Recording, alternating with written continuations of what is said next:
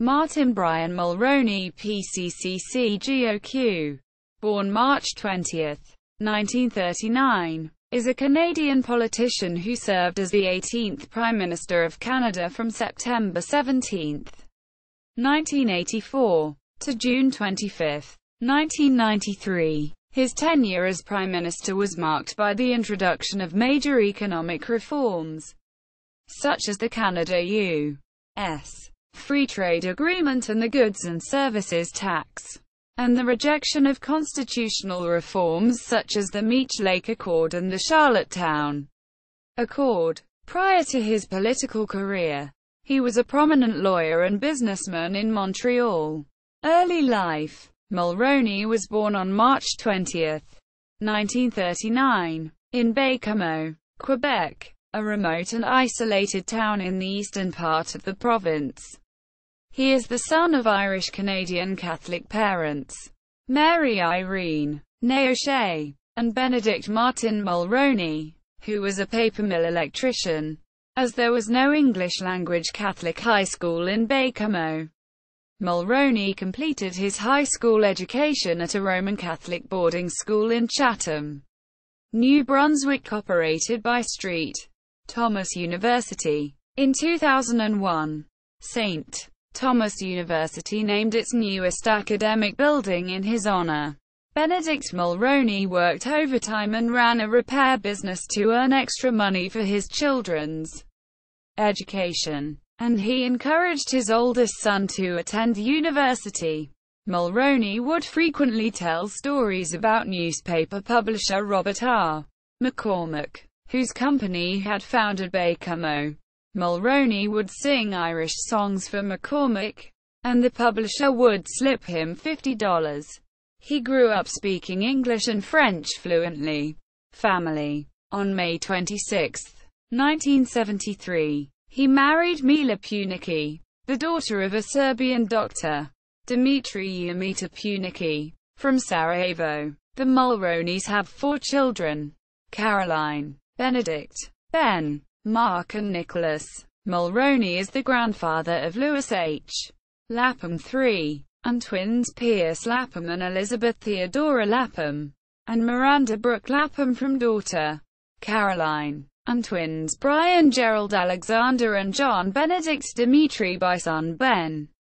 Education. Mulroney had not been involved in politics at any level prior to entering St.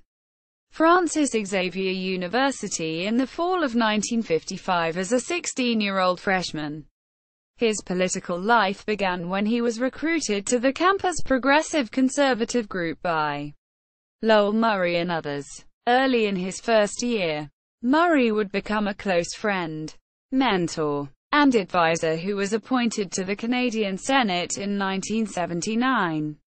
Other important, lasting friendships made there by Mulroney included Gerald Doucet, Fred Doucet, Sam Warcombe, and Patrick McAdam. Mulroney enthusiastically embraced political organization and assisted the local PC candidate in his successful 1956 Nova Scotia provincial election campaign.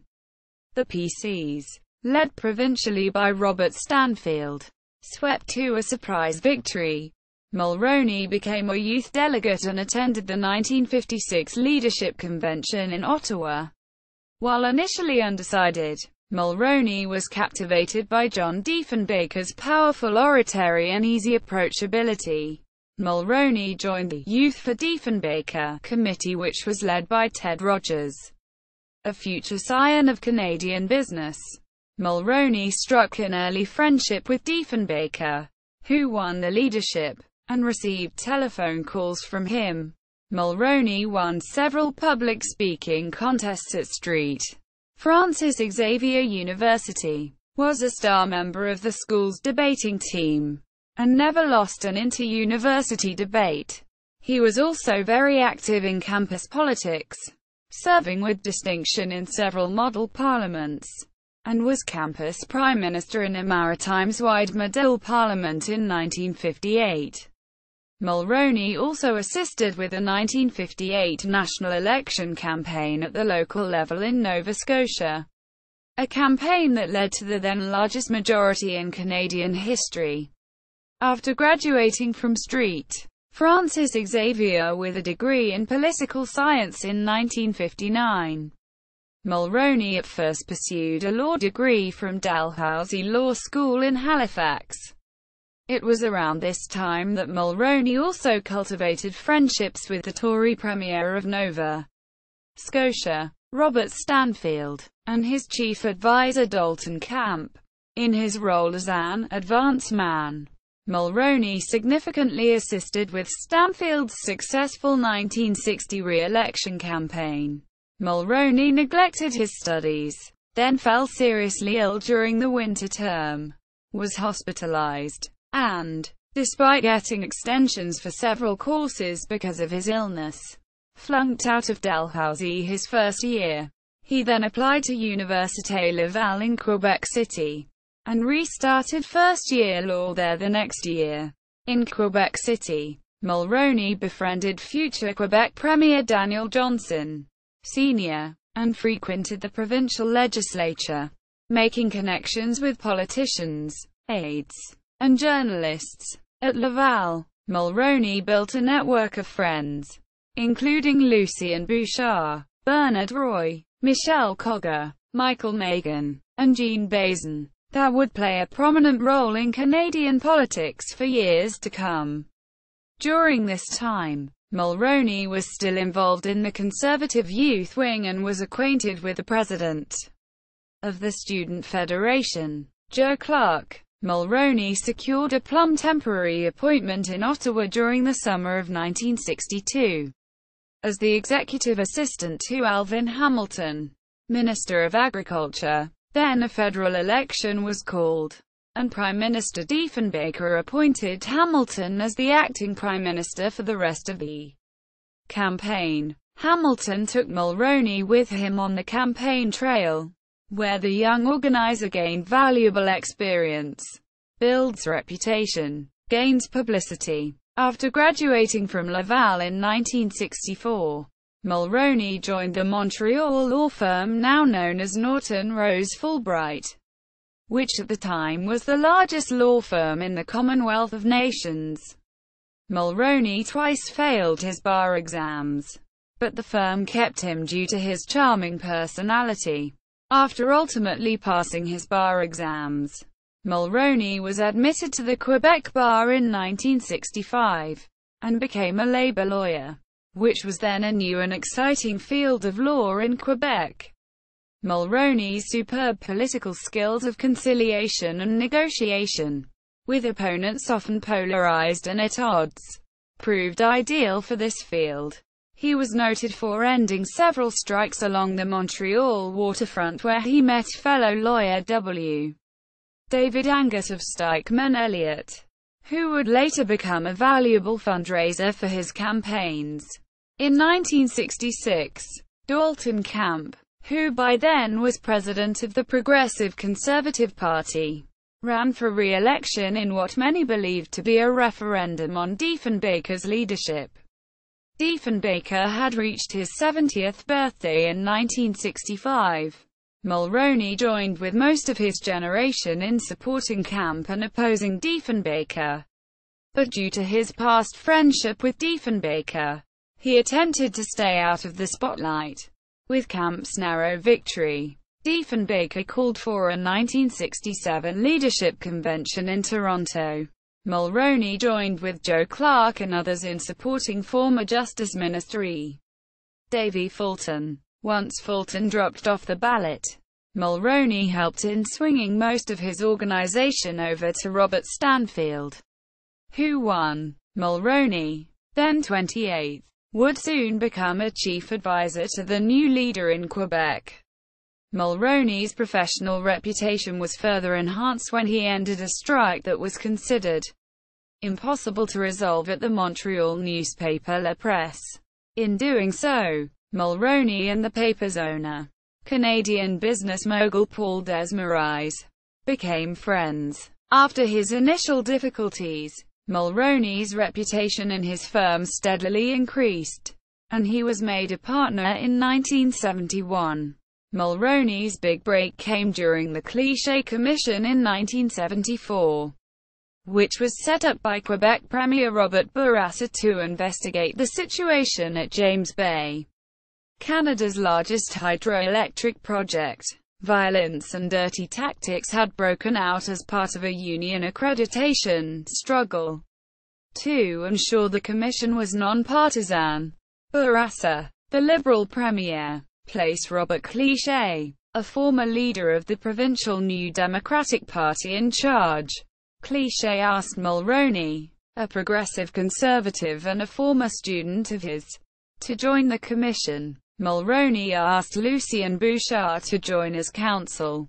The committee's proceedings, which showed mafia infiltration of the unions, made Mulroney well known in Quebec. As the hearings were extensively covered in the media, the Cliché Commission's report was largely adopted by the Bourassa government. A notable incident included the revelation that the controversy may have involved the office of the Premier of Quebec. Although Bouchard favored calling in Robert Bourassa as a witness, Mulroney refused, deeming it a violation of executive privilege. Mulroney and Bourassa would later cultivate a friendship that would turn out to be extremely beneficial when Mulroney ran for re-election in 1988. Loses first leadership race, 1975-76. The Stanfield-led Progressive Conservatives lost the 1974 election to the Pierre Trudeau-led Liberals, leading to Stanfield's resignation as leader. Mulroney, despite never having run for elected office, entered the contest to replace him. Mulroney and provincial rival Claude Wagner were both seen as potentially able to improve the party's standing in Quebec, which had supported the federal Liberals for decades. Mulroney had played the lead role in recruiting Wagner to the PC party a few years earlier, and the two wound up as rivals for Quebec delegates, most of whom were snared by Wagner, who even blocked Mulroney from becoming a voting delegate at the convention.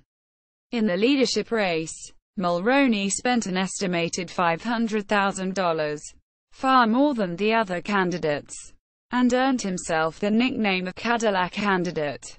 At the 1976 leadership convention, Mulroney placed second on the first ballot behind Wagner. However, his expensive campaign, slick image, lack of parliamentary experience, and vague policy positions did not endear him to many delegates, and he was unable to build upon his base support, being overtaken by eventual winner Joe Clark on the second ballot. Mulroney was the only one of the 11 leadership candidates who did not provide full financial disclosure on his campaign expenses, and his campaign finished deeply in debt. Following the convention, Mulroney turned down the offer of a shadow cabinet portfolio in Clark's caucus business leadership. Mulroney took the job of executive vice president of the Iron Ore Company of Canada, a joint subsidiary of three major U.S. steel corporations. Mulroney earned a salary well into the six-figure range. In 1977, he was appointed company president. Drawing upon his labor law experience, he instituted improved labor relations, and, with commodity prices on the rise, company profits soared during the next several years. In 1983, Mulroney successfully negotiated the closing of the Schefferville mine, winning a generous settlement for the affected workers. Under his leadership, the company was sold off to foreign interests. In the wake of his loss in the 1976 leadership race, Mulroney battled alcohol abuse and depression for several years. He credits his loyal wife Mila with helping him recover. In 1979, he permanently became a teetotaler. During his IOC term, he made liberal use of the company's executive jet, frequently flying business associates and friends on fishing trips. Mulroney also maintained and expanded his extensive political networking among business leaders and conservatives across the country. As his business reputation grew, he was invited onto several corporate boards. He declined an offer to run in a Quebec by-election as a federal Liberal Party leader. Joe Clark led the Progressive Conservative Party to a minority government in the 1979 federal election, which ended 16 years of continuous Liberal rule. However, the government fell after a successful no-confidence motion over his minority government's budget. In December 1979, the PCs subsequently lost the federal election held 2 months later to Trudeau and the Liberals. Many Tories were also annoyed with Clark over his slowness in dispensing patronage appointments. After he became Prime Minister in June 1979, by late 1982, Joe Clark's leadership of the Progressive Conservatives was being questioned in many party circles and among many Tory members of Parliament. Despite his solid national lead over Prime Minister Pierre Trudeau in opinion polls, which stretched to 19% in summer 1982, Mulroney, while publicly endorsing Clark at a press conference in 1982, organized behind the scenes to defeat him at the party's leadership review. Clark's key Quebec organizer Rodrigue Pajot was in fact a double agent, working for Mulroney, undermining Clark's support. When Clark received an endorsement by only 66.9% of delegates at the party convention in January 1983 in Winnipeg, he resigned and ran to regain his post at the 1983 Leadership Convention.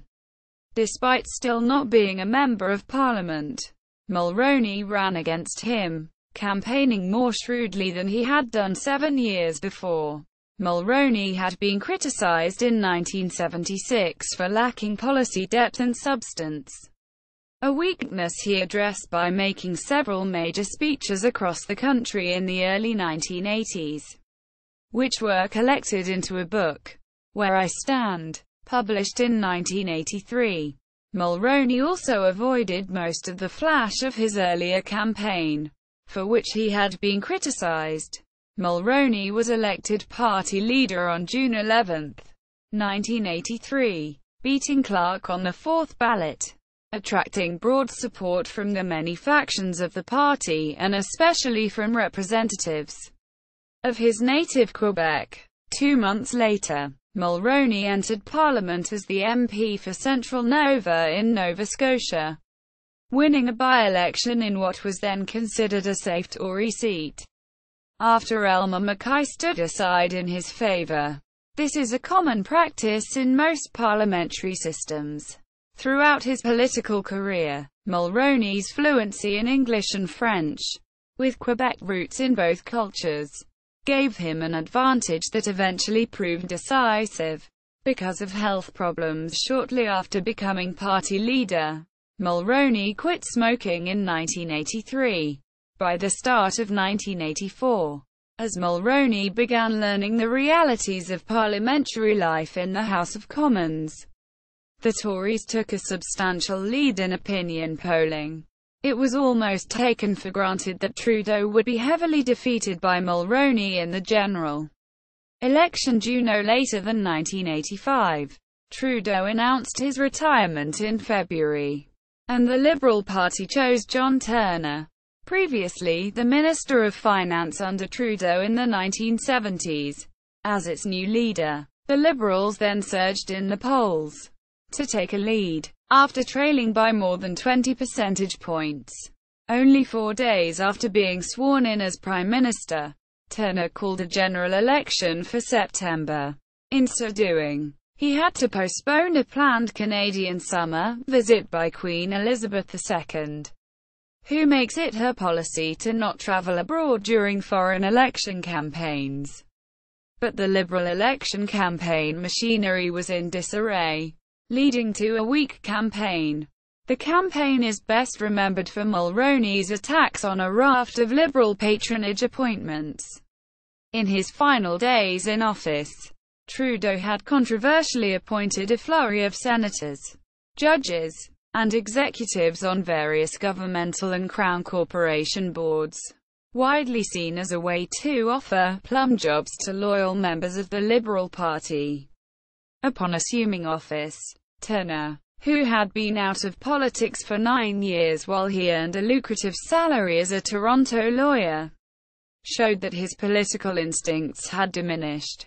He had been under pressure to advise Sauvé to cancel the appointments, which convention would have required Sauvé to do.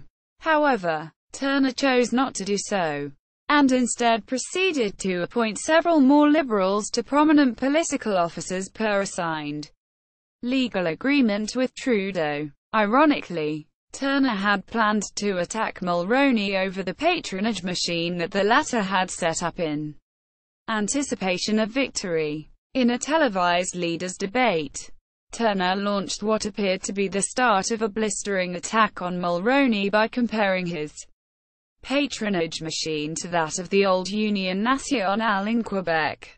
However, Mulroney successfully turned the tables by pointing to the recent raft of Liberal patronage appointments. He demanded that Turner apologize to the country for making these horrible appointments.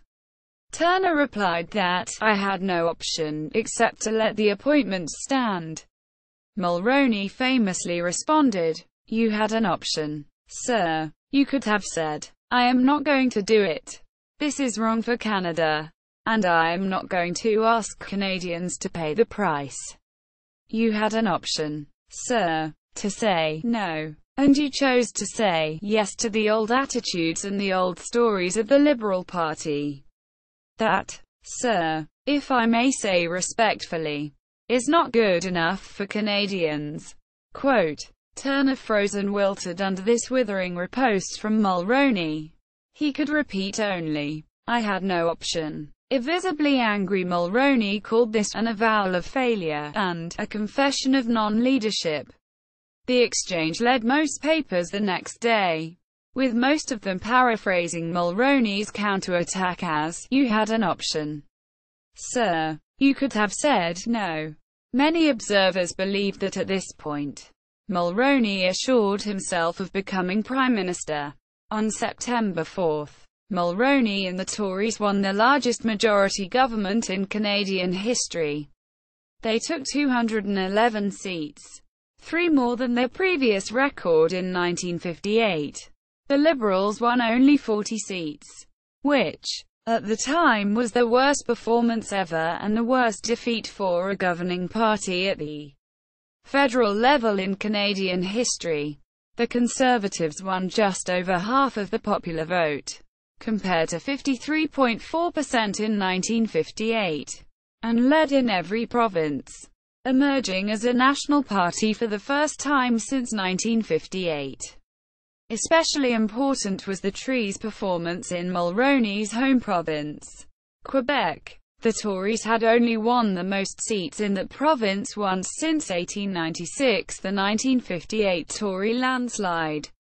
However, largely due to anger at Trudeau and Mulroney's promise of a New Deal for Quebec, the province swung over dramatically to support him. The Tories had only won 1 seat out of 75 in 1980 but took 58 seats in 1984. Mulroney yielded Central Nova back to Mackay and instead ran in the eastern Quebec riding of Manicouagan, which included Baie-Comeau. In 1984, the Canadian press named Mulroney Newsmaker of the Year for the second straight year, making him only the second Prime Minister to have received the honour both before becoming Prime Minister and when Prime Minister, the other being Lester Pearson. Prime Minister, 1984 to 1993. First mandate, 1984 to 1988. The first Conservative majority government in 26 years, and only the second in 54 years. Initially seemed to give Mulroney a very formidable position.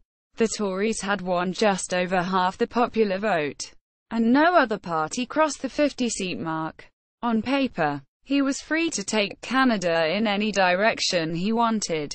However, his position was far more precarious than his parliamentary majority would suggest. His support was based on a grand coalition of socially conservative populists from the West, Quebec nationalists, and fiscal conservatives from Ontario and Atlantic Canada. Such diverse interests became difficult for Mulroney to juggle. He attempted to appeal to the Western provinces, whose earlier support had been critical to his electoral success, by cancelling the national energy program and including a large number of Westerners in his cabinet, including Clark as Minister of External Affairs.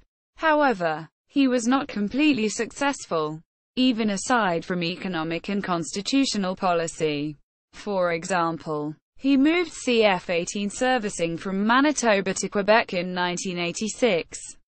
Even though the Manitoba bid was lower and the company was better rated, and received death threats for exerting pressure on Manitoba over French language rights. Many of Mulroney's ministers had little government experience, resulting in conflicts of interest and embarrassing scandals. Many Tories expected patronage appointments due to the long time out of government. Indeed, Mulroney made a number of unscripted gaffes regarding patronage, including the reference to Ambassador Bryce McCasey as, "There's no whore like an old whore." The new Prime Minister's handlers were concerned by apparent unpredictability and rumors of drinking. One of Mulroney's main priorities was to lower the deficit, which had increased from $1 billion under Lester B. Pearson to $32.4 billion under Pierre Elliott Trudeau.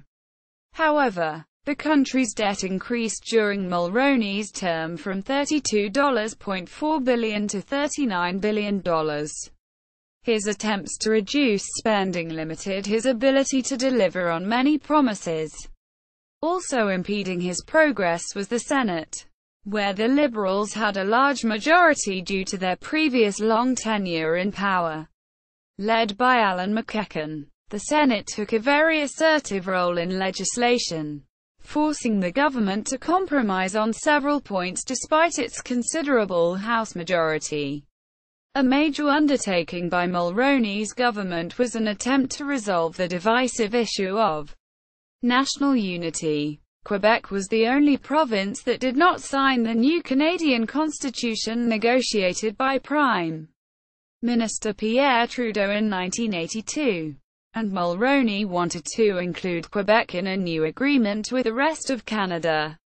In 1987, he negotiated the Meech Lake Accord with the provincial premiers, a package of constitutional amendments designed to satisfy Quebec's demand for recognition as a distinct society within Canada, and to devolve some powers to the provinces. Another of Mulroney's priorities was the privatization of many of Canada's crown corporations. In 1984, the Government of Canada held 61 different crown corporations. It sold off 23 of them, including Air Canada, which was completely privatized by 1989. Although the Air Canada Public Participation Act continued to make certain requirements of the airline, Petro-Canada was also later privatized. The Air India Flight 182 bombing, which originated in Montreal, happened during Mulroney's first term. This was the largest terrorist act before September 11, 2001, with the majority of the 329 victims being Canadian citizens. Mulroney sent a letter of condolence to then Indian Prime Minister Rajiv Gandhi, which sparked an uproar in Canada since he did not call families of the actual victims to offer condolences. Gandhi replied that he should be the one providing condolences to Mulroney, given that the majority of victims were Canadian and lived in Canada. Many Indo-Canadians considered this to be a racist act because they felt Mulroney did not consider them to be true Canadian citizens as they were not of European descent. Furthermore, There were several warnings from the Indian government to the Mulroney government about terrorist threats towards Air India flights. Questions remain as to why these warnings were not taken more seriously and whether the events leading to the bombing could have been prevented. The Governor-General in Council in 2006 appointed the former Supreme Court Justice John Major to conduct a commission of inquiry. His report was completed and released on 17 June 2010. Near the end of his first term, Mulroney gave a formal apology and a $300 million compensation package to the families of the 22,000 Japanese Canadians who had been divested of their property and interned during World War II. Foreign policy. Mulroney's government opposed the apartheid regime in South Africa and he met with many of the regime's opposition leaders throughout his tenure. His position put him at odds with the American and British governments, but also won him respect elsewhere. External Affairs Minister Joe Clark was the first Foreign Affairs Minister to land in previously isolated Ethiopia to lead the Western response to the 1984 1985 famine in that country. Clark landed in Addis Ababa so quickly he had not even seen the CBC report that had created the initial and strong public reaction. Canada's response was overwhelming and led the USA and Britain to follow suit almost immediately. An unprecedented situation in foreign affairs at that time, since Ethiopia had a Marxist regime and had previously been isolated by Western governments. The Mulroney government also took a strong stand against the U.S. intervention in Nicaragua under Reagan, and accepted refugees from El Salvador, Guatemala, and other countries with repressive regimes supported directly by the Reagan administration. Free trade. During his tenure as Prime Minister, Brian Mulroney's close relationship with U.S. President Ronald Reagan helped secure a landmark treaty on acid rain and the ratification of a free trade treaty with the United States under which all tariffs between the two countries would be eliminated by 1998. Critics noted that Mulroney had originally professed opposition to free trade during the 1983 leadership campaign. This agreement was controversial, and the Senate demanded an election before proceeding to a ratification vote. The Canada-U.S. Free Trade Agreement was the central issue of the 1988 election, with the Liberals and NDP opposing it, with the Liberals gaining the initial momentum. A successful counterattack by Alan Gregg resulted in the PCs being re-elected with a solid but reduced majority and 43% of the popular vote. Mulroney thus became the only Conservative in the 20th century to lead his party to consecutive majority governments during peacetime. In this election, Mulroney transferred to another eastern Quebec seat, Charlevoix, after an electoral redistribution saw its boundary shift to include Baie-Comeau. On Election Day, November 21, 1988, Mulroney made a controversial order in council which allowed the establishment of the Amex Bank of Canada, owned by American Express.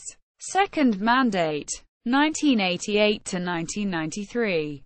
Mulroney's second term was marked by an economic recession. He proposed the introduction of a national sales tax, the Goods and Services Tax, GST, in 1989. When it was introduced in 1991, it replaced the Manufacturer's Sales Tax, MST, that had previously been applied at the wholesale level on goods manufactured in Canada. A bitter Senate battle ensued, and many polls showed that as many as 80% of Canadians were opposed to the tax. Mulroney had to use Section 26, the deadlock clause, a little-known constitutional provision, allowing him in an emergency situation to ask the Queen to appoint 8 new senators. Although the government argued that the tax was not a tax increase, but a tax shift, the highly visible nature of the tax was extremely unpopular, and many resented Mulroney's use of an emergency clause in the Constitution. The Meech Lake Accord also met its doom in 1990. It was not ratified by the provincial governments of Manitoba and Newfoundland before the June ratification deadline. This failure sparked a revival of Quebec separatism, and led to another round of meetings in Charlottetown in 1991 and 1992.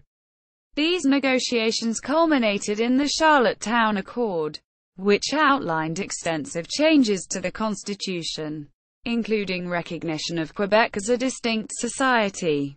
However, the agreement was overwhelmingly defeated in a national referendum in October 1992. Many blamed the GST battle and Mulroney's unpopularity for the fall of the Accord. In 1990, Mulroney nominated Raina Tishan, an MP from Saskatoon and a former cabinet minister, to be Governor-General, 1990 to 1995. On December 2, 1991, Canada became the first Western nation to recognize Ukraine as an independent country.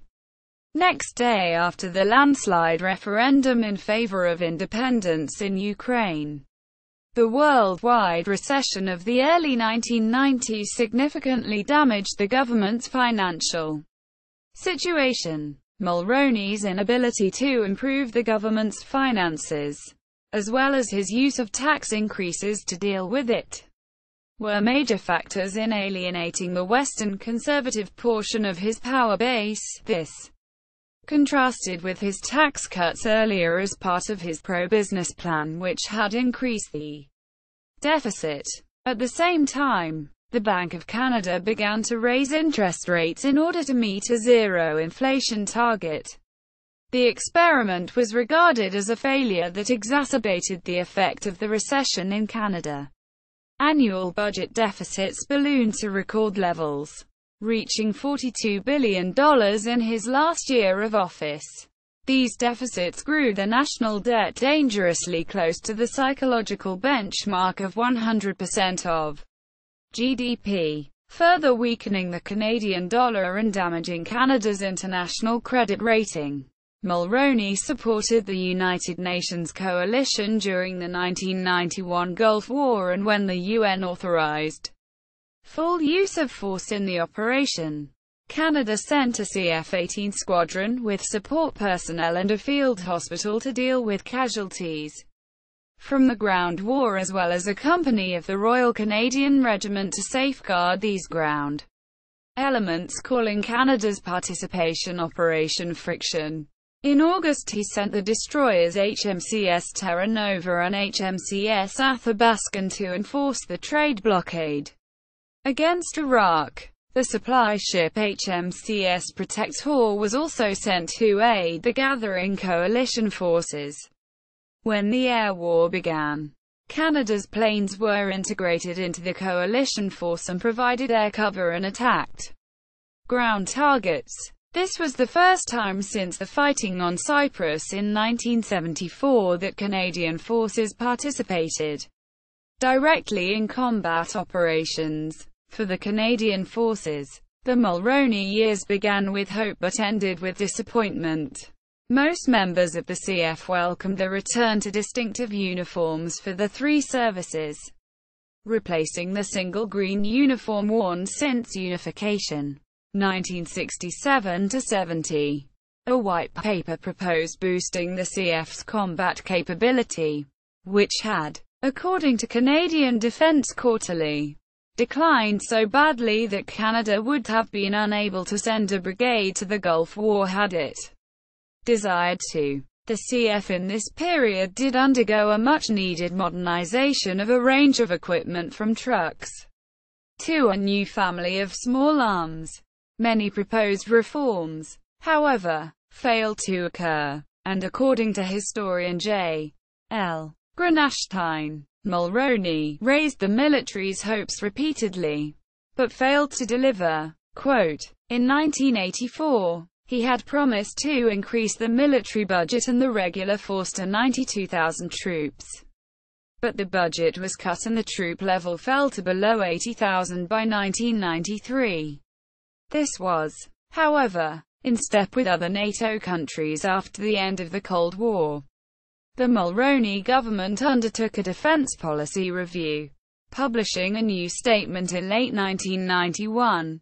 But political considerations meant that no comprehensive policy for the post-Cold War era was arrived at before the government's defeat in 1993.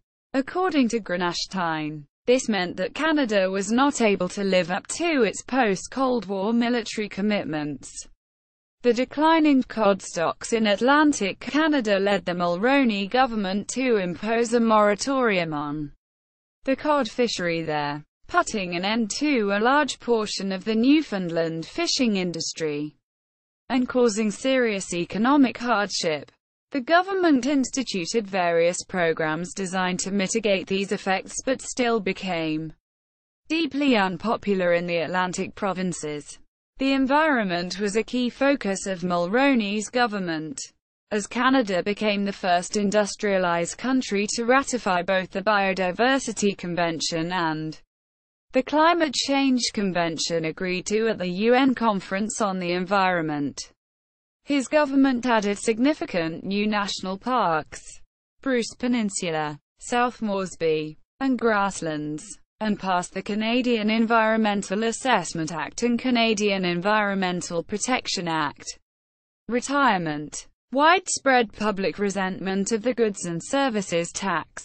An economic slump. The fracturing of his political coalition, and his lack of results regarding the Quebec situation caused Mulroney's popularity to decline considerably during his second term. An ominous sign was a 1989 by-election in the Alberta riding of Beaver River. In this election, called when Tory MP John Dahmer died before ever having a chance to attend a sitting, Reform Party candidate Deborah Gray won by a hefty 4,200 votes after finishing fourth in the general election just 5 months earlier. This was perhaps the first sign that Mulroney's Grand Coalition was fracturing. The PCs had dominated Alberta's federal politics since the 1968 election. Another sign came before Meech Lake was finalized, when Bouchard resigned from both the cabinet and the party over changes to the proposal that he felt diluted its spirit. After the failure of Meech, Bouchard convinced several other Tories to break with the party and join him to form the Bloc. QUE Acute BE Acute COIs, a pro-sovereigntist, i.e., independentist, party. Years later, Mulroney said that his biggest error as Prime Minister had been trusting his former university friend. Indeed, he and Bouchard have not spoken to each other in over 2 decades. Mulroney entered 1993 facing a statutory general election. Under Canadian law, federal governments can have a maximum duration of 5 years, but they often have lesser duration as they must enjoy the confidence of the House of Commons in order to continue in office. By this time, his approval ratings had dipped into the teens, and were at 11% in a 1992 Gallup poll, making him one of the most unpopular prime ministers since opinion polling began in Canada in the 1940s. There was a consensus that Mulroney would be heavily defeated by Jean Chrétien and the Liberals if he led the Tories into the next election. Ironically, the same situation that led to Trudeau's departure from the scene 9 years earlier. He announced his retirement from politics in February and was replaced as Prime Minister by Defence Minister Kim Campbell in June. The last Gallup poll taken before his retirement, in February 1993, showed his approval ratings had rebounded to 21%. In his final days in office, Mulroney made several decisions that hampered the Tory campaign later that year. He took a lavish international farewell tour, mostly at taxpayers' expense, without transacting any official business. Also, by the time he handed power to Campbell, there were only 2.5 months left in the Tree's 5-year mandate.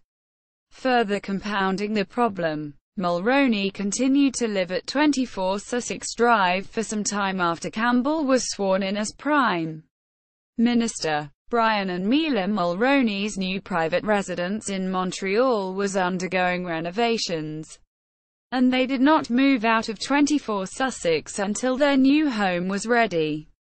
Instead, Campbell took up residence at Harrington Lake, the Prime Minister's official summer retreat across the river in Gatineau Park, Quebec. The 1993 election was a disaster for the Tories.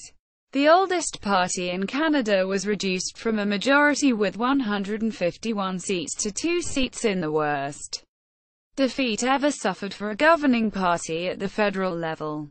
The 149-seat loss far exceeded the 95-seat loss the Liberals suffered in 1984.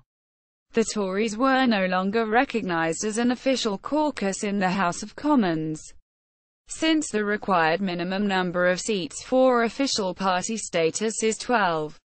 As an example of the antipathy toward Mulroney, his former riding fell to the Bloc by a lopsided margin. The Tory candidate finished a distant third, with only 6,800 votes, just a few votes shy of losing his electoral deposit. In her memoirs, Time and Chance, and in her response in the National Post to the secret Mulroney tapes, Campbell said that Mulroney left her with almost no time to salvage the Tree's reputation once the bounce from the leadership convention wore off. Campbell went as far as to claim that Mulroney knew the Tories would be defeated regardless of who led them into the election, and wanted a scapegoat who would bear the burden of his unpopularity, rather than a true successor. Airbus-Schreiber affair. In 1997, Mulroney settled a libel lawsuit he had brought against the Government of Canada 2 years previously. Mulroney received an apology and a $2.1 million reimbursement for legal and public relations costs. At issue were allegations that Mulroney had accepted bribes in the Airbus affair concerning government contracts. The government said the charges could not be substantiated. The principal Royal Canadian Mounted Police (RCMP) investigator on the case retired a year later. The government later dropped the investigation entirely, but a key fact was unknown in 1997, and had not been elicited under sworn testimony, in which Mulroney had denied business dealings or significant meetings with a business associate. Mulroney later confirmed that he had personally accepted cash payments from his business associate, Karl-Heinz Schreiber, a German-Canadian businessman who had been a paid broker for Airbus and other companies. The cash changed hands in 3 secret meetings in hotels in Montreal and New York City, in brown paper bags of $1,000 bills totaling either $225,000, according to Mulroney, or $300,000, according to Schreiber. The payments occurred over an 18-month period, beginning in 1993 when Mulroney had stepped down as Prime Minister but was still a Member of Parliament. In 2007, Mulroney stated that he had kept the cash paid in New York in a New York safe deposit box, thus implying that he had not illegally carried it undeclared across the U.S.-Canada border, and in a safe in his Montreal home. The cash payments had not then been declared as income for tax purposes.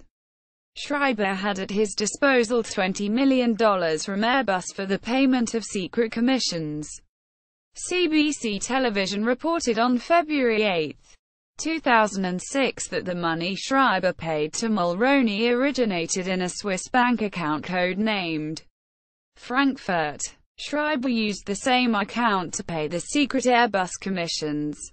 Schreiber transferred $500,000 from Frankfurt to an account in Zurich code-named Britain on July 26, 1993, and used these funds to make the three cash payments to Mulroney in 1993 and 1994. 5 years after the payments began, Mulroney and Schreiber met again in a suite at the Hotel Savoy in Zurich, Switzerland. Schreiber claims Mulroney tried to extract a promise Schreiber would never reveal the payments.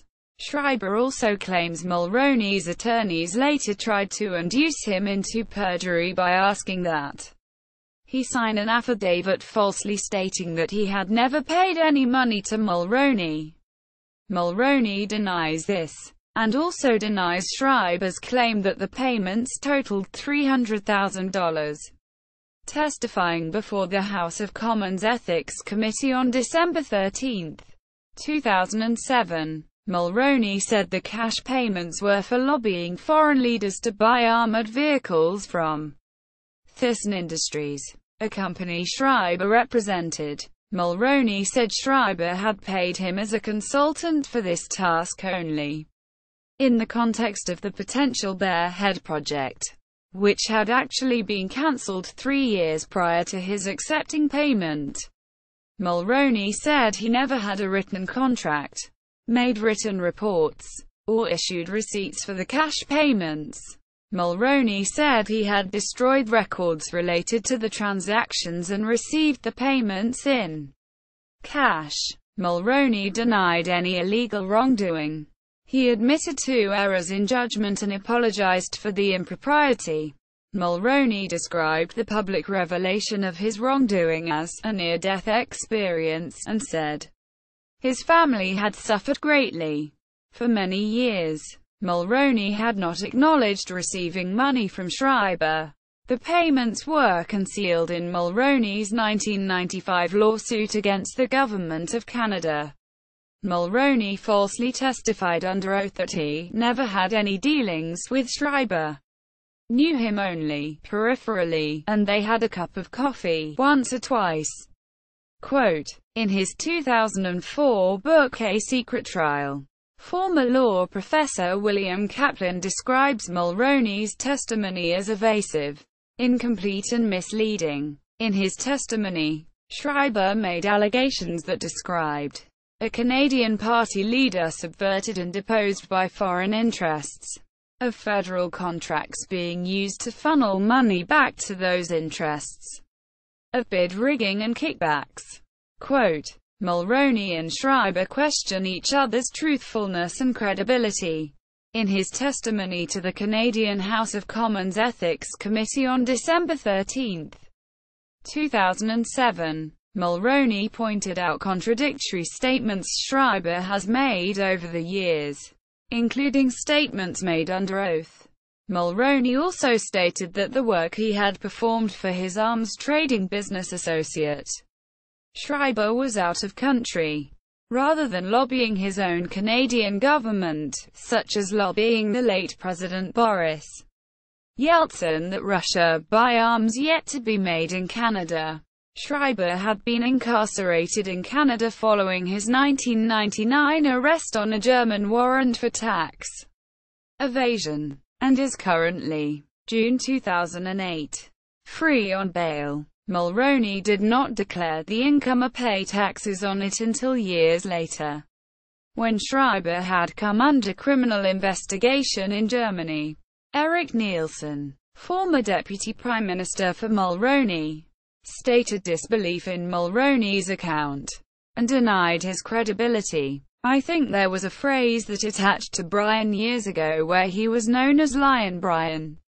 And for my own part, I believe that they're both in the same boat. Schreiber and Mulroney. Quote, Canadian Prime Minister Stephen Harper had called a public inquiry in November 2007, and appointed future Governor-General David Lloyd Johnston as a special advisor to study the matter and prepare terms of reference for the inquiry. Johnston had once reported directly to Mulroney during his term as Prime Minister. Johnston reported to Harper on January 11, 2008 that he had found 16 significant questions which required further examination. Harper accepted the report and stated that a limited public inquiry process would begin once the House of Commons Ethics Committee finished its work. Schreiber lost his fight against extradition to Germany, where he is at the center of a political bribery scandal that helped bring down a government and damaged the legacy of former Chancellor Helmut Kohl. He appeared before the House of Commons Ethics Committee 3 times in late November and early December 2007, and again in February 2008, and will likely be called upon to testify at the future limited public inquiry. Mulroney appeared before the Ethics Committee on December 13, 2007. 6 weeks later, his lawyers submitted a letter to Paul Szabo, the Ethics Committee chairman, indicating that their client would not appear again before the committee because of his unfair treatment on December 13. On February 26, 2008, 2 days before the scheduled appearance, CTV News reported that Mr. Mulroney's lawyer had reiterated Mulroney's refusal to reappear before the committee.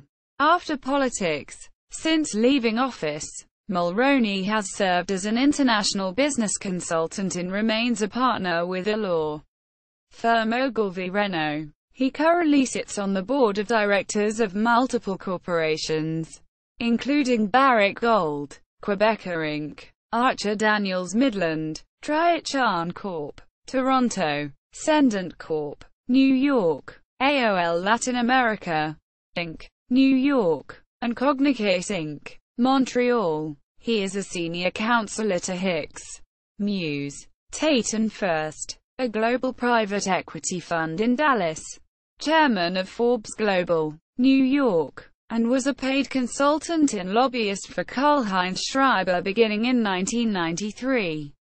He is also chairman of various international advisory boards and councils for many international companies, including Power Corp., Montreal, Bombardier, Montreal, the China International Trust and Investment Corp., Beijing, J.P. Morgan Chase & Co., New York, Wiley, Biorum and Partners, New York, VSNA Communications Partners, New York, Independent Newspapers, Dublin, and General Enterprise Management Services Limited, British Virgin Islands. In 1998, Mulroney was accorded Canada's highest civilian honour when he was made a Companion of the Order of Canada. In 2003, Mulroney received the Woodrow Wilson Award for Public Service from the Woodrow Wilson International Center for Scholars of the Smithsonian Institution at a ceremony in Montreal.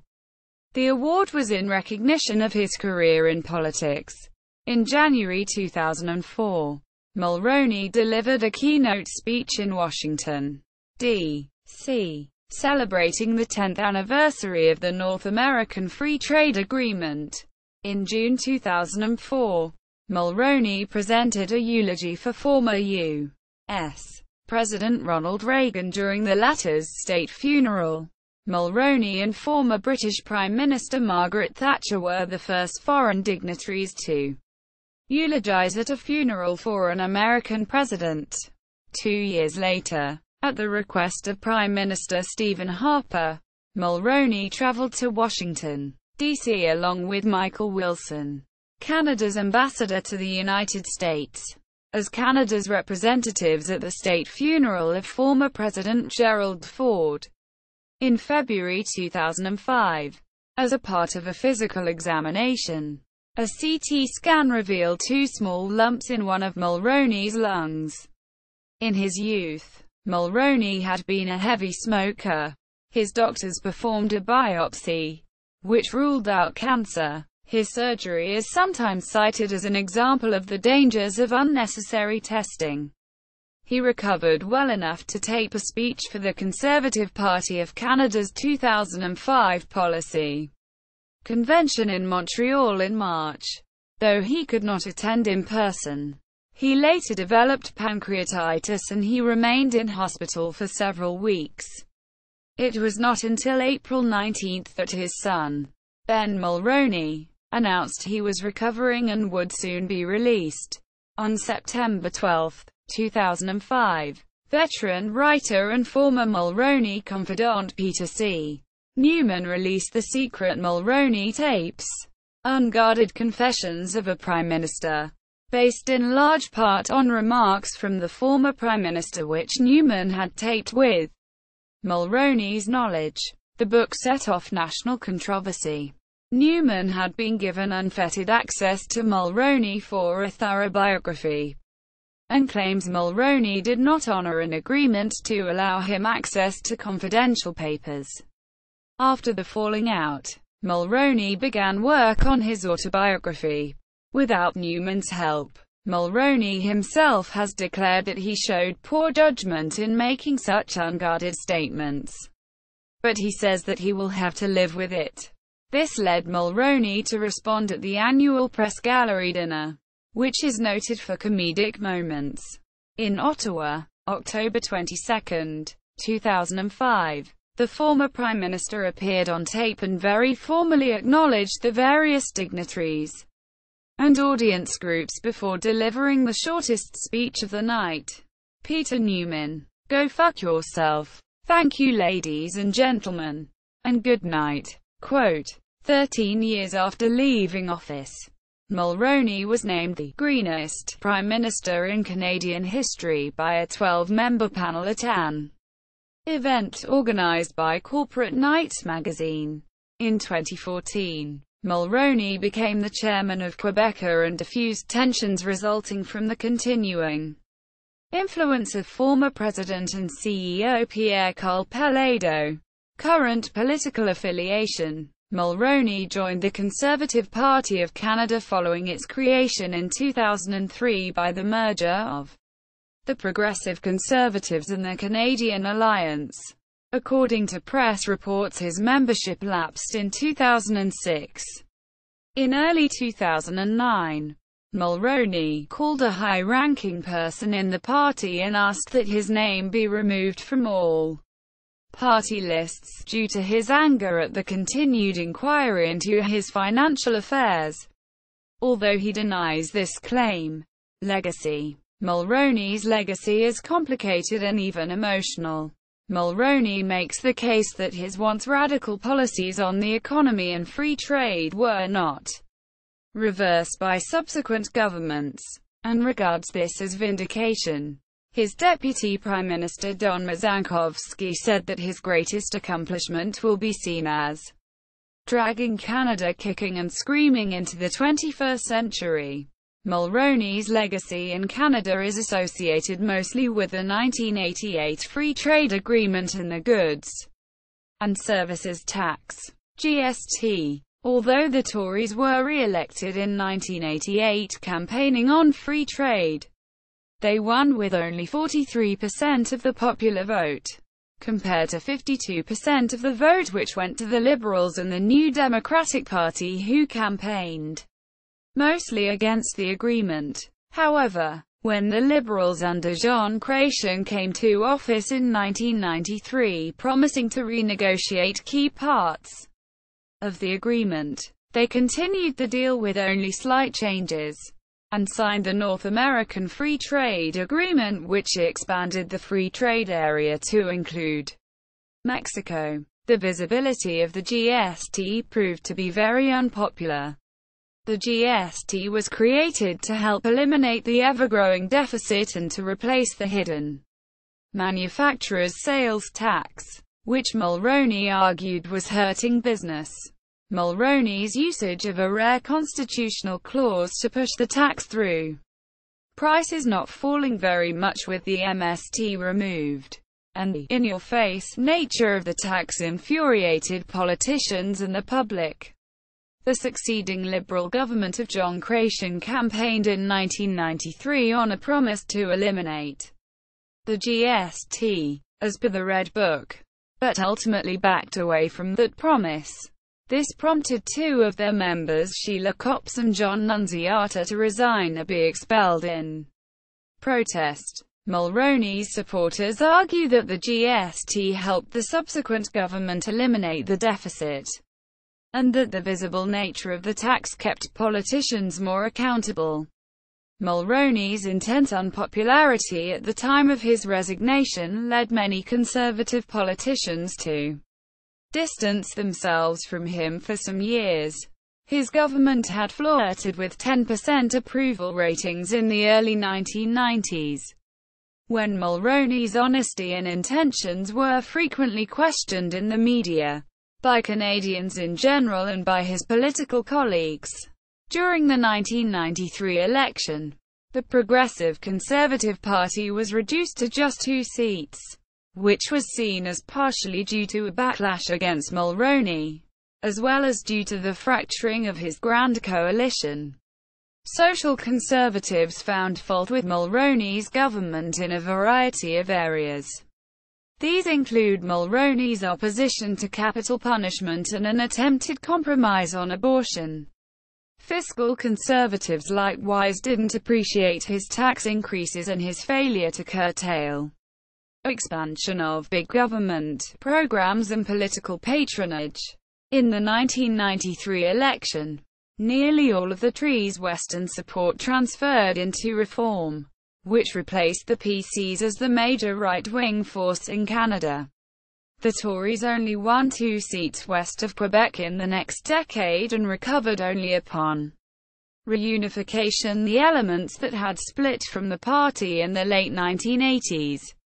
The Canadian right was not reunited until they merged with Reform's successor, the Canadian Alliance, in December 2003 to form the new Conservative Party of Canada. Mulroney played an influential role by supporting the merger at a time when former PC leaders Joe Clark, Jean Cherist and Kim Campbell either opposed it or expressed ambivalence. Military historians Norman Hilmer and J. L. Granashstein ranked Mulroney 8th among Canada's prime ministers in the 1999 book Prime Ministers, Ranking Canada's Leaders. On March 31, 2009, it was reported by various news outlets that a Conservative official claimed Mulroney was no longer a member of the party. They claimed his membership expired in 2006 and was not renewed. Additionally, Mulroney allegedly called a senior party official 2 months ago to ask that his name be pulled off all party lists and materials and that communications with him cease. However, a Mulroney confidant, speaking on condition of anonymity, called the party's claims preposterous. He's part of the history of this party. You can't rewrite history. If they're worried about branding, then shut the inquiry down. They're the ones who called the inquiry. Single quote. Memoir. Mulroney's Memoirs, 1939–1993 was released on September 10, 2007. Mulroney criticizes Trudeau for avoiding military service in World War II, and favorably references sources that describe the young Trudeau as holding anti-Semitic, nationalist views and having an admiration for fascist dictators. Tom Axworthy, a prominent Liberal strategist, responded that Trudeau should be judged on his mature views. Historian and former MP and Trudeau biographer John English said, "I don't think it does any good to do this kind of historical ransacking to try to destroy reputations." An earlier book expressing Brian Mulroney's own opinions and aims is Where I Stand, McClelland and Stewart, Toronto, 1983, which, on its front paperback cover, emblazons the words, "The new Tory leader speaks out," honors according to Canadian protocol. As a former Prime Minister, he is styled the Right Honourable for life. Honorary degrees. Brian Mulroney has received several honorary degrees, including Order of Canada citation. Brian Mulroney was appointed a Companion of the Order of Canada on May 6, 1998. His citation reads, as the 18th Prime Minister of Canada, he led the country for 9 consecutive years. His accomplishments include, among others, the signing of the Free Trade Agreement with the United States, the North American Free Trade Agreement with Mexico and the United States, and the Acid Rain Treaty. In other international activities, he assumed the leadership of the Commonwealth countries against apartheid in South Africa and was appointed co-chair of the United Nations World Summit for Children.